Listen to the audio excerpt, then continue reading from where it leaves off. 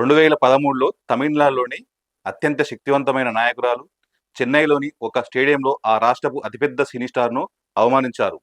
ఆయనకు ఏమాత్రం ప్రాధాన్యత లేదన్నట్టుగా చివరి వరుసలో సీట్ కేటాయించారు. 13 ఏళ్ల తర్వాత అదే సినీ స్టార్ అదే స్టేడియంలోకి ముఖ్యమంత్రిగా అడుగుపెట్టారు. కొన్ని కథలు తమంతట తామే రాసుకోబడతాయి. కానీ ఈ కథ పూర్తి కావడానికి దశాబ్దం పట్టింది. ఆ సందర్భం భారతీయ సినిమా శతాబ్ది వేడుకలు. అప్పటి భారత రాష్ట్రపతి ప్రణబ్ ముఖర్జీ, ముఖ్యమంత్రి జయలలిత హాజరైన అత్యంత వైభవంగా జరిగిన వేడుక అది. విజయ్ అప్పటికే అసంతృప్తితో అక్కడికి చేరుకున్నారు. ఆయన నటించిన 'తలైవ్' సినిమా విడుదల సమయంలో తీవ్ర ఇబ్బందులు ఎదుర్కొంది.